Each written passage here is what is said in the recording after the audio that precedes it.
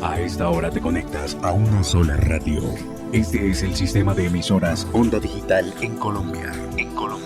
Radio virtual, hecha por jóvenes, pensada por universitarios. Sistema de estaciones Onda Digital, un concepto diferente.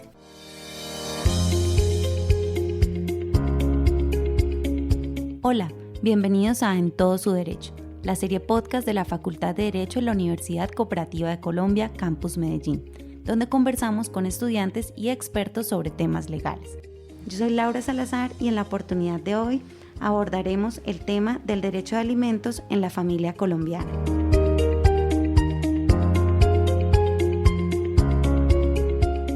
Para el episodio tenemos a 3 invitados muy especiales para la universidad y para el consultorio jurídico. En primer lugar, tenemos al profesor asesor del área de Derecho Privado y a las 2 monitoras de esta misma área. Les escuchamos para su presentación. Muchas gracias. Hola a todos, mi nombre es José Luis González. Como dijo la profesora Laura, soy asesor en el consultorio jurídico de la Universidad Cooperativa en el área privada. Bienvenidos al episodio. Mi nombre es Merlin González, del consultorio jurídico de 10º semestre de Derecho.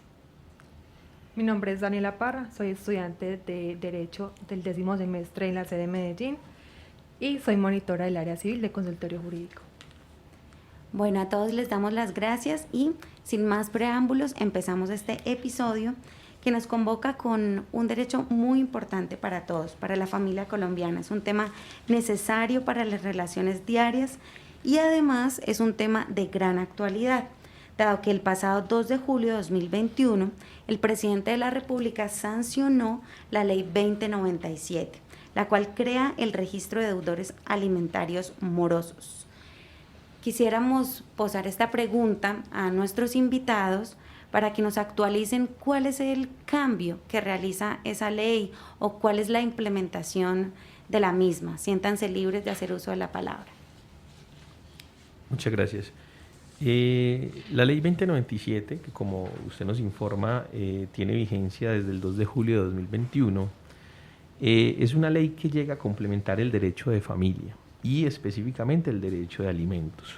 No hace una reforma como tal, sino que en realidad crea unas herramientas con las cuales pueda evitarse la morosidad entre el derecho a alimentos, específicamente entre los padres con menores, que ha sido, digamos, una de las situaciones que más hemos identificado en el medio.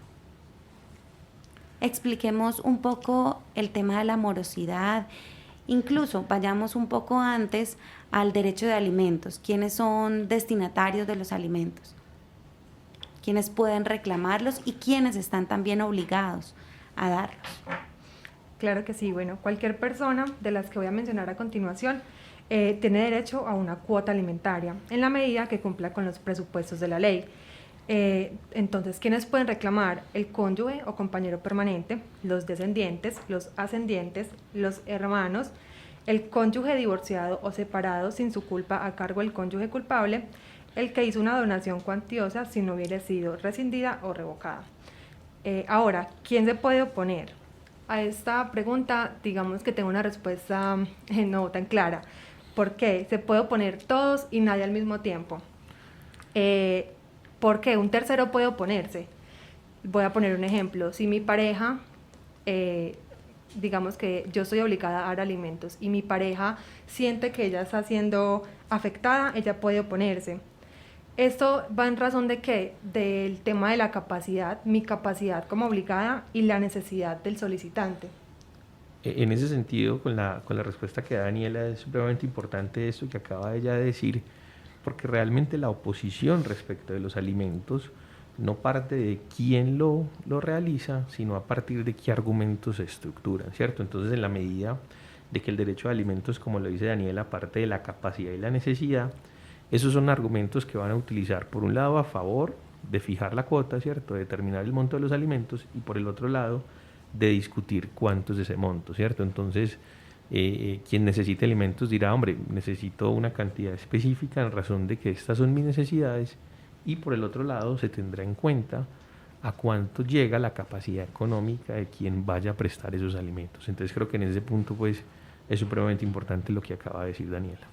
Muy importante esa precisión sobre la capacidad del alimentante y la necesidad del alimentado.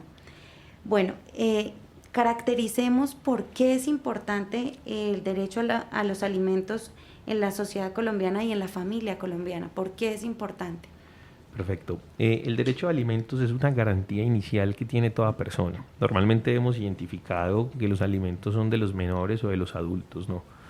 Los alimentos es una necesidad de toda persona que según las circunstancias, una persona de 30, 40 años, que en principio no está en una situación especial, podría acceder a ellos. Y es una garantía porque a través de los alimentos tenemos la subsistencia para poder, digamos, disfrutar de otras condiciones y de otros elementos o derechos que tenemos en sociedad, ¿cierto? Entonces esos alimentos y ese mínimo vital a partir del cual podemos disfrutar genera una cadena que va a estar de la mano pues a otros derechos. Esa es creo que la importancia allí que tenemos que tener en cuenta. Qué valioso contar con esa apreciación. Y ustedes como monitoras, ¿este tema se trabaja en el consultorio jurídico? ¿Es frecuente? ¿Qué pueden aportarnos ustedes desde su experiencia? Bueno, en el consultorio jurídico manejamos este tema y es importante porque manejamos dos tipos de alimentos en Colombia, que son los congruos y los necesarios. Los congruos son los que proporcionan al alimentado la cantidad necesaria para subsistir modestamente según su posición social. Son los que intentan mantener la calidad de vida de la persona. Y los necesarios son aquellos que proporcionan al beneficiario lo básico para subsistir en la vida. Son los mínimos que la persona puede subsistir, depende de la capacidad de la persona. Creo que para complementar hay una situación que dice Merly. Nosotros en el consultorio jurídico en la Universidad Cooperativa, quizás uno de los procesos que más llevamos es el asunto de alimentos. Tanto para menores como para personas de tercera edad, ¿cierto? Siendo un poco más la cantidad que hay en derechos de alimentos para menores. Eso da cuenta y explica un poco el contexto en el cual se da esta ley, ahorita que la referíamos del 2 de julio, porque en realidad creo que hay un problema coyuntural en nuestra sociedad y es una cantidad de menores que lastimosamente no tienen ese apoyo, esa ayuda de sus padres para poder tener ese mínimo, ¿cierto?, que les ayude, entre otras cosas, a acceder a un derecho a la educación, recreación, cultura, etcétera, etcétera. Y esa situación, por ejemplo, que nos narra Merly, de cómo incluso no tenemos que pensar en que son alimentos congruos, ¿cierto?, que le den un estilo de vida más del que puede mi capacidad, sino que también podríamos acceder y garantizar esos alimentos necesarios, es sumamente importante y es a lo que nos dedicamos hoy en el consultorio de la Universidad Cooperativa. Cuéntenos cómo podríamos acceder si yo considero que tengo la necesidad de unos alimentos, ¿cómo puedo solicitarle al consultorio para que abogue y quién lo puede hacer? Perfecto. El consultorio jurídico de la Universidad Cooperativa tiene unas atenciones en este momento virtuales. Ahorita las monitoras nos ayudan con la información de los canales para poder llegar a nuestros servicios. Lo primero que tenemos que identificar en el caso de los alimentos es diferenciar si la cuota se fijó o no se fijó. Eso es fundamental. Digamos que hay una creencia en pensar que los alimentos operan de manera automática en razón de que tengo un hijo, ¿cierto? Y lastimosamente se exige para este asunto de los alimentos que puedan primero fijarse. Entonces es necesario primero la fijación de la cuota. ¿Cómo podemos acceder a esta fijación? Lo primero es que en este caso hay que agotar lo que conocemos como requisito de procedibilidad, es decir, agotar conciliación. Y una vez estos alimentos se fijen, entonces podemos proseguir a un proceso ejecutivo en cuanto la persona, digamos, no pague, no haga exigible el cobro de esta obligación. Entonces, en esa perspectiva, pues tenemos como este panorama. Muy bien recordarlo, y también que en el consultorio jurídico contamos con centro de conciliación, de manera que se pueden acercar para este cometido que ha dejado claro el profesor José Luis. En esa medida, ¿cómo se fijan los alimentos? Pueden estarse preguntando quienes nos escuchan, ¿quién los fija? Bueno, una vez se fijan los alimentos a través de un proceso ejecutivo, mediante embargos, medidas cautelares. Una vez ya fijado la cuota de alimentos, ya sea mediante un acta de conciliación o una sentencia judicial. Si el obligado no cumple, se puede iniciar un proceso ejecutivo con base en el acta de conciliación o la sentencia judicial que presta mérito ejecutivo. Es muy importante esto que Merly acaba de decir, porque más o menos reproduce o por lo menos nos dibuja ese procedimiento que hay en este asunto de los alimentos. Primero, ¿cierto? Revisar muy bien si se han fijado los alimentos, por si no, procederá el requisito de procedibilidad, que es la conciliación, que como lo dice Merly, se puede hacer, entre otros, en el Centro de Conciliación de la Universidad Cooperativa. Una vez se fijen esos alimentos, y en caso obviamente de que la persona no haga el pago, ¿cierto?, de los alimentos, tendríamos que ir, como dice Merly, a un proceso ejecutivo, ¿cierto? El proceso ejecutivo es para hacer exigible el monto adeudado y, entre otras situaciones, para embargar, ¿cierto? Incluso para utilizar lo que la ley 2097 ya hoy nos permite, ¿cierto? Que es ese registro de padres morosos para poder garantizar el derecho a los alimentos. Con esa última intervención y un poco recordando el inicio de la conversación con la ley 2097, cuéntenos un poco qué es ese registro, en qué consiste. Perfecto, bueno, mediante la ley 2097 del 2021 se crea el registro de deudores alimentarios morosos, que se identifica como el REDAM.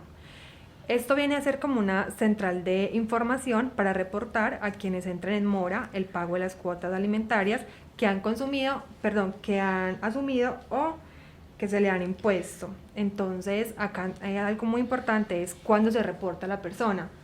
Y esto pasa es cuando la persona se encuentre en mora a partir de 3 cuotas, o sea, lleva 3 cuotas en mora, a partir de ahí ya puede ser reportado. Estas cuotas pueden ser sucesivas o no. Esto es muy importante. El registro del cual nos habla Daniela es una herramienta, yo creo que supremamente importante hoy para lo que en el derecho a alimentos se refiere. Ahorita hablábamos de cómo encontramos un asunto coyuntural en nuestra sociedad de uno de los procesos que en los consultorios más se llevan, ¿cierto? Que es el asunto de alimentos. Entonces este registro que el cual Daniela nos presenta, creo que es una herramienta muy importante para tratar de minimizar esa morosidad que encontramos en padres que prefieren no pagar sus alimentos, ¿cierto? Y que de pronto pues sus hijos menores estén pasando cualquier angustia en este momento. Incluso, no sé Daniela, si lo tienes ahí a la mano, podríamos revisar cuáles son las consecuencias de ingresar a ese registro, ¿cierto?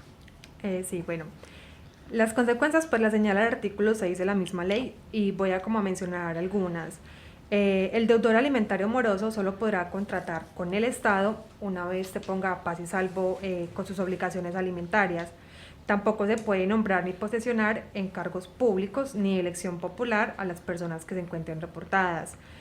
Si el deudor alimentario es servidor público, al momento de su inscripción estará sujeto a la suspensión del ejercicio de sus funciones hasta que se ponga a paz y salvo. Cuando el deudor alimentario pretenda perfeccionar la enajenación de bienes muebles o inmuebles sujetos al registro, la notaría le debe exigir un certificado de registro de deudores alimentarios morosos.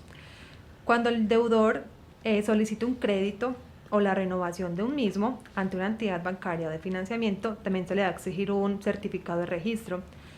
Tener un impedimento para salir del país y efectuar trámites migratorios, pues ante Migración Colombia o ante la entidad que haga sus veces. Y también, digamos que la autorización de esa persona morosa no va a ser como requerida. Bueno, nos ha quedado mucho más claro esta novedad de esta ley 2097, pero podemos de alguna manera confundirnos con el tema de la inasistencia, con el tema de las denuncias? ¿Podrían ustedes hacernos alguna claridad? ¿Eso no simultáneo? ¿Yo puedo de manera alternativa elegir o también puedo denunciar? Y si quiero denunciar, ¿cómo y ante quién lo hago por este mismo derecho? Muy bien, esa pregunta es supremamente interesante porque desde un sector del derecho penal, luego de la aparición de esta norma en Colombia, han empezado a discutir si es necesario mantener el delito de inasistencia alimentaria en Colombia, que es una situación bastante compleja, que incluso en términos de costos de esa población penitenciaria es bastante fuerte. Hay quienes dicen esos dineros los podemos canalizar más bien en atención en programas de menores. Entonces eso por un lado. ¿Qué sucede? En Colombia existe un delito que es, como dice la profesora Laura, de inasistencia alimentaria y va encaminado a la protección del derecho de alimentos. En este sentido es posible que paralelamente una persona pueda iniciar por un lado una acción civil para hacer exigible el cobro de alimentos que ya se han fijado, es muy importante que ya se hayan fijado, y por el otro iniciar con la denuncia penal para que la Fiscalía pueda adelantar la persecución penal en ese sentido. ¿Qué sucede? Hemos tenido la experiencia, hablo desde la experiencia en este punto, que en el consultorio jurídico la Fiscalía le pide a los ciudadanos que primero realicen, desarrollen la acción civil, el procedimiento civil para el cobro de los alimentos, y en atención a que la persona se niegue a pagar o no tenga dinero, patrimonio para hacer exigible ese cobro, la Fiscalía inicie, por otro lado, o en ese sentido, la persecución penal contra el padre o la persona que no se pone al día con sus alimentos. Entonces esa es una situación importante porque a veces en esa prioridad o priorización que la Fiscalía le da a ciertos delitos, busca que la persona venga y agote primero esa vía civil y luego pasen al escenario punitivo. Esta última respuesta nos conduce a la última sección de este episodio y vamos a tratar de manera rápida resumir en 2 puntos cuál es ese aporte grande que hace esta ley 2097. Bueno, esta nueva ley permite perseguir con más dureza o firmeza a quienes deben alimentos y estos quieren evadir tanto la ley como su responsabilidad.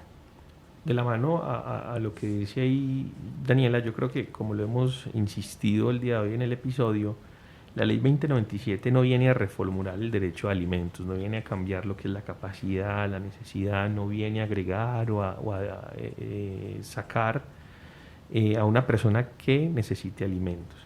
La 2097 es una herramienta que el Estado utiliza, ¿cierto?, que pone a disposición para que podamos hacer exigible el cobro de alimentos. Ahorita Daniela nos decía, es una persona que no puede contratar con el Estado, ¿cierto? Que si es funcionario va a tener problemas en su trabajo, que si va a querer, por ejemplo, vender una casa, va a necesitar un paz y salvo para determinar que no está en ese registro. Si va a optar, por ejemplo, a un préstamo bancario, dicha entidad financiera también va a ser exigible el préstamo, la presentación del paz y salvo para poder continuar en estos trámites. Entonces creo que trata de incidir en la vida de las personas para que esa morosidad en cuanto a los alimentos tienda a disminuir, ¿cierto? Tal y como lo venimos diciendo, yo creo que los consultorios jurídicos se dan cuenta de que es un problema coyuntural por la cantidad de casos, consultas que nos llegan diariamente en ese sentido y que estamos pues constantemente atendiendo. Queda delimitado, digamos, el alcance de esta norma y la invitación es esa, ¿no? A continuar informándose, actualizándose y seguir la conversación para construir opiniones conjuntas. Puede que alguien en la audiencia se esté preguntando, bueno, si yo quiero reclamar alimentos, ¿cuáles son los documentos y cuáles posibilidades tengo que agotar? En algún momento hablamos de la conciliación y qué pasa si la persona obligada no quiere conciliar, ¿yo qué posibilidades tengo? Bueno, en este punto, ¿cuáles serían los documentos que necesitaría la persona para acercarse? Empezaríamos con la cédula de ciudadanía de los padres del niño. registro civil de nacimiento del niño, actas de conciliación, todos los registros posibles, facturas que demuestren los gastos que el demandante ha realizado para cubrir las necesidades básicas del menor. Si se tiene la capacidad económica del alimentante para revisar la posibilidad de pago, para fijar el monto. Asimismo, con el fin de realizar la verificación de cumplimiento de los derechos del niño, recomendamos llevar certificado de afiliación a salud y estudiantil del niño, el carnet de vacuna si es menor de edad. Y la posibilidad que debemos agotar. Este requisito es una etapa muy importante porque lo primero que se debe hacer para una demanda por alimento es acudir a una comisaría de familia, al Instituto Colombiano del Bienestar Familiar, a la inspección de policía, a un centro conciliatorio que puede ser el consultorio jurídico de la Universidad Cooperativa de Colombia, con el fin de agotar precisamente el procedimiento de la conciliación, es decir, agotar la posibilidad de un acuerdo voluntario, justo y equitativo entre las partes. Adicionalmente, ahí creo que a pesar de que estamos incentivando y recomendando la participación en el consultorio jurídico de la Universidad Cooperativa, no está de más también identificar que los centros de conciliación en comisaría en bienestar familiar tienen un plus por la ley que los consultorios privados, como es nuestro caso, no tenemos, y es la fijación provisional de alimentos. Yo creo que eso es un dato que es muy importante también dárselo a conocer a la audiencia, porque no es menor. Nosotros, digamos, por la ley, si la persona a quien se cita para la fijación de alimentos no concuerda, no acuerda, no quiere determinar una cuota de alimentos, el conciliador no puede fijar ni puede obligar. Cosa contraria sucede ante las comisarías y ante el bienestar familiar, que tienen, digamos, esa disposición gracias a la 1098.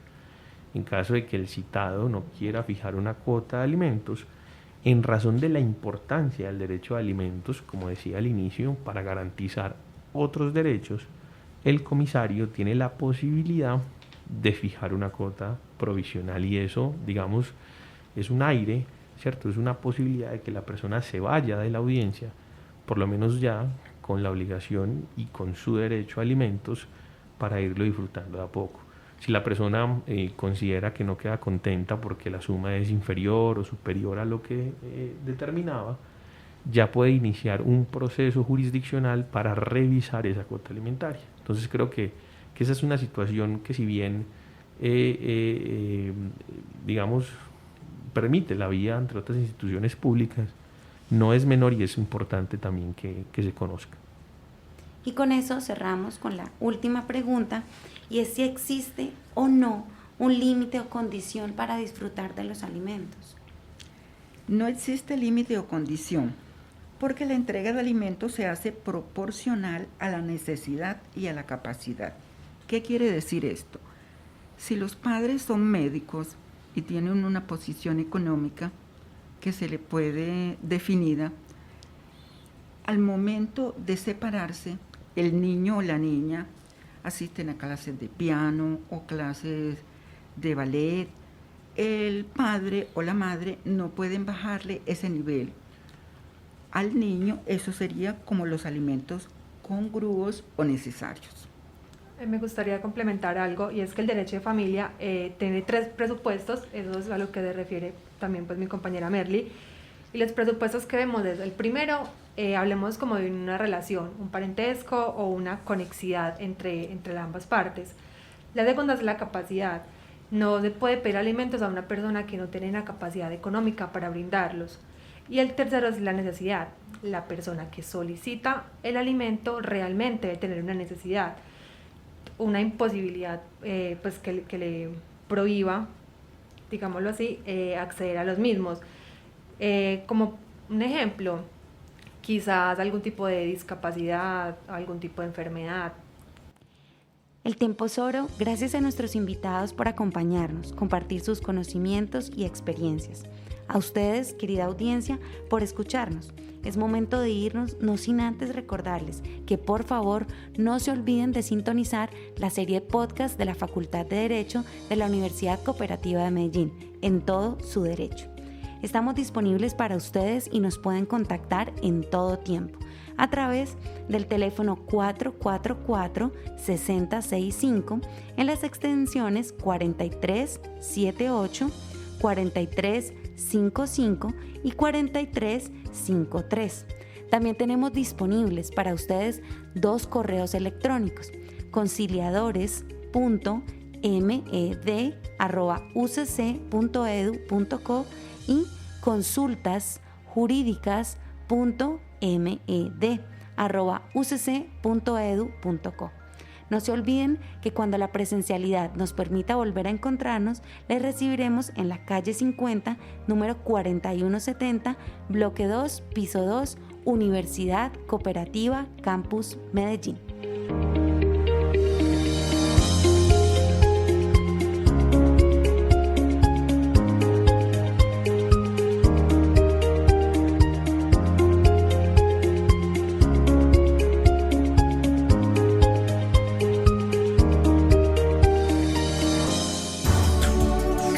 Ahora te conectas a una sola radio. Este es el sistema de emisoras Onda Digital en Colombia. Radio virtual, hecha por jóvenes, pensada por universitarios. Sistema de estaciones Onda Digital, un concepto diferente.